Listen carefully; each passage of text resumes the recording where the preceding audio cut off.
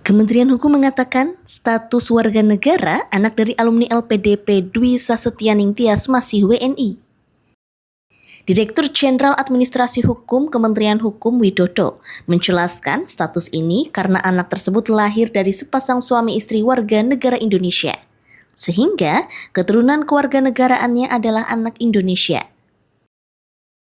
Meski begitu, ia menyatakan tempat kelahiran dapat menjadi faktor dalam menentukan warga negara. Dalam kasus ini, Inggris bukan negara yang menganut sistem ius soli atau tempat kelahiran.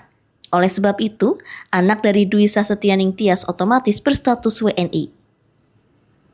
Lebih lanjut, Widodo menyebut seseorang bisa mendapatkan permanen residen apabila lebih dari 5 tahun di tempat tersebut, sehingga mendapatkan peluang menjadi warga negara lain. Namun secara hukum tetap melekat status WNI tersebut dari kedua orang tua.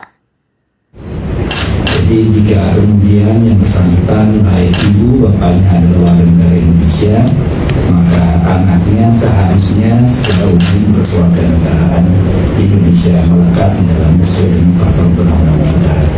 Namun demikian, karena setiap negara juga punya beberapa kebijakan, beberapa aturan dan sebagainya, ada yang mendasarkan kepada aspek garis keturunan, ada juga yang karena mendasarkan kepada aspek tempat kelahiran, ya, misalnya kalau keturunan namanya examinis, maka tentu tiap negara berbeda-beda dan ada potensi warga negara kita juga yang bisa nanti pada akhirnya memiliki kewarganegaraan ganda dan harus memilih salah satunya, gitu, apakah warga negara Indonesia maupun warga negara asing.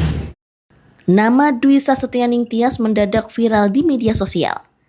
Ibu muda itu disorot usai unggahannya soal anak keduanya yang diterima sebagai warga negara Inggris dan memegang paspor negara tersebut. Tidak hanya itu, ia juga seolah-olah menyesal telah menjadi warga negara Indonesia.